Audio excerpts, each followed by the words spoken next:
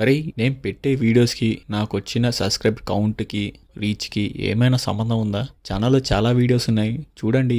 Movies గురించి discussion ఉన్నాయి, reviews ఉన్నాయి. సో మరిన్ని కంటెంట్ కావాలంటే సబ్స్క్రైబ్ చేయండి. నేను కూడా చాలా వీడియోస్ చేద్దాం అనుకున్నా కానీ రీచ్ సరిగ్గా లేదు. సో మెల్లమెల్లగా వీడియోస్ అప్లోడ్ చేస్తున్నా. అట్లీస్ట్ కొన్ని వీడియోస్ అయినా పుష్ అవుతాయని. అనగనగా ఈటీవీ విన్లో స్ట్రీమ్ అవుతుంది తెలుగు మూవీ. థియేటర్స్లో రిలీజ్ కాకుండా డైరెక్ట్ ఓటీటీలోకి వచ్చిన మూవీ ఇది. ఓవరాల్గా ఎట్లుంది మామ చూడొచ్చా? ఎట్లుంది అంటే just one time watchable movie. ఎందుకు, ఏమైంది, ఏంటి మొత్తం మనం మాట్లాడుకుందాం. సో ఛానల్లో చాలా వీడియోస్ ఉన్నాయి చూడండి, సబ్స్క్రైబ్ చేసుకోండి. సో నాకు తెలుసు కొంచెం వీడియో చాలా లేట్ అయింది, మరి ఏం చేస్తాం, మరి ఉన్న వీడియోస్ పుష్ కావట్లేదు. సో అది కొంచెం పుష్ అయితే కొంచెం వీడియోస్ అప్లోడ్ చేద్దాం అనుకున్నా. సో అందుకే కొంచెం లేట్గా రికార్డ్ చేసి అప్లోడ్ చేస్తున్నా.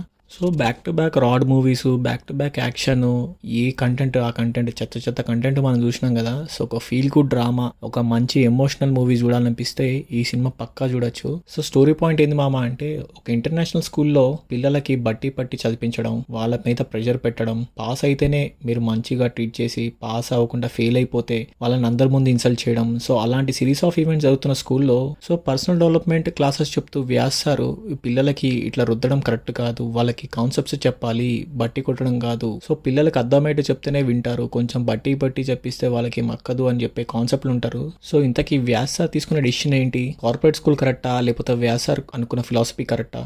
ఈ సిరీస్ ఆఫ్ ఈవెంట్స్ మొత్తం సినిమా జరుగుతూ ఉంటుంది. సో ఇదంతా ఫస్ట్ హాఫ్ ఉంటుంది, సెకండ్ హాఫ్ ఇంకో స్టోరీ ఉంటుంది. సో స్టోరీ పాయింట్ చెప్పేదానికన్నా మీరు చూస్తే ఇంక ఎక్స్పీరియన్స్ ఇంకా చాలా బాగుంటుంది. సో ఈ మూవీ చూసినప్పుడల్లా నాకు 3 Idiots లేకపోతే Taare Zameen per movie reference అనిపించింది. బట్ ఇక్కడ మనం కొన్ని డిస్కస్ చేసుకోవాలి.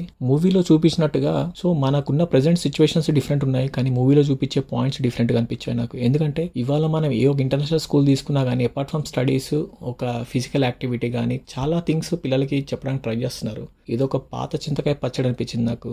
అదే తీసుకొచ్చి మళ్ళీ ఫ్రెష్గా ప్లేట్లో ఫస్ట్ హాఫ్ పెట్టి సెకండ్ హాఫ్ ఇంకో కాన్సెప్ట్ డ్రామా నడిపించారు. సో ఓవరాల్ నేను బ్యాడ్ ఫిలిం అనట్లేదు, అంతే వరస్ట్ అనట్లేదు. మనకు తెలిసిన స్టోరీయే, మనకు తెలిసిన కాన్సెప్టే మళ్ళీ ఇంకోసారి చూపించారు. అది కూడా త్రూ అవుట్ సినిమా కూడా పెట్టలేదు. ఫస్ట్ హాఫ్ అంతా కాన్సెప్ట్ చూపించారు, సెకండ్ హాఫ్ అంతా ఇంకో కాన్సెప్ట్ ఉంటుంది. సో ఫస్ట్ హాఫ్ అంతా ఎడ్యుకేషన్ సిస్టమ్ పైన ఉంటుంది, పేరెంటింగ్ పైన ఉంటుంది, ఒక ఫాదర్ అండ్ సన్ రిలేషన్షిప్ పైన ఉంటుంది. సో ఒక మదర్ ఎలా ట్రీట్ చేస్తున్నారు, మల్టిపుల్ థింగ్స్ ఒక ఫస్ట్ హాఫ్లో పెట్టేసి ఇక సెకండ్ హాఫ్కి అలా స్టోరీ అయిపోతుంది. స్టోరీ ఇంకా సెకండ్ హాఫ్కి ఇంకా లేదు, మళ్ళీ అక్కడ ఇంకా వేరే డ్రామా ల్యాక్ చేసి పెట్టారనిపించింది. చెప్పేది అదే, అంటే it's not a bad film but just one time watchable movie అంటున్నా కదా. సో ఎందుకంటే నాకు ఈ రీజన్స్ ఉన్నాయి అనమాట. సో పిల్లల్ని ఒత్తిడి చేయడం తెలిసిందే మనకి, పిల్లల్ని నెగిటివ్ చేస్తారు, ఫెయిల్ అయిపోతారు, లేకపోతే పాస్ అవుతేనే మంచిగా ఉంటారు అనే పాయింట్స్ మన అందరం చూసినవే, మనకు తెలిసినవే. దాంట్లో కొత్త పాయింట్ ఏం లేదు, యూనిక్ పాయింట్ ఏం లేదు. సో ఇవాళ రేపు ఇంటర్నేషనల్ స్కూల్లో పోతే you must have few things అనే ఫీలింగ్ ఉంటుంది అనమాట. చదువుతో పాటు అదర్ యాక్టివిటీస్ కూడా చేపిస్తున్నారు పిల్లలకి.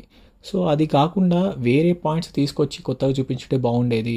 స్టడీసే అవి ఇవి కాకుండా వేరే పాయింట్స్ కూడా ఉన్నాయి డే టు డే లైఫ్లో. కరెంట్ సిచ్యువేషన్స్ మనం చూస్తున్నాము. సో ఒక బిజీ కాంపిటేటివ్ వరల్డ్ కానీ, ఒక ఏఐ థింగ్స్ కానీ, మెనీ అదర్ థింగ్స్ ఆస్పెక్ట్స్ మనకున్నాయి. సో అవి ట్రై చేసి ఉంటే బాగుండేది. బట్ ఓకే, తెలిసిన స్టోరీని మళ్ళీ చూపించారు. ఒక పిక్చరేషన్ వైజ్గా కానీ, ఒక cinematography, acting, performance wise overall very good film. మనం దాన్ని కమెంట్ చేయడం లేదు, బట్ అంతా నాకు అనిపించలేదు అనమాట. ఈ అండర్లైన్ స్టోరీలో father and son relationship, emotional bonding ఒకటి నడిపించారు. ఇంకోటి ఏంటంటే పర్ఫార్మెన్సెస్ ఒక రేంజ్లో చేసినారు అనమాట. పర్ఫార్మెన్స్ అందరూ క్యాస్ట్ అండ్ క్రూ చాలా బాగా పర్ఫార్మెన్సెస్ ఉన్నాయి. సో ఎక్కడ తీసి పాడేసేది లేదు, ఒక్కొక్కడు మెంటల్ ఎక్కించిండు, యాక్టింగ్ చాలా బాగుంది. సో సినిమాటోగ్రఫీ కానీ ఆల్ ఆస్పెక్ట్స్ సినిమా కంప్లీట్ మంచి ఫీల్ గుడ్ మూవీ అని చెప్పొచ్చు ఈ సినిమాని. సో నాకు ఒక చిన్న కంప్లైంట్ ఉంది సుమంత్ గారి మీద. సో అందరూ గోల్కొండ హై స్కూల్, మళ్ళీ రావా ఏవో సినిమాలు చెప్తున్నారు.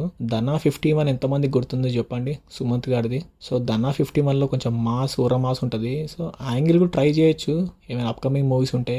సో కొంచెం ఈ జానర్ కాకుండా ఇంకొంచెం ట్రై చేయొచ్చు యాక్షన్.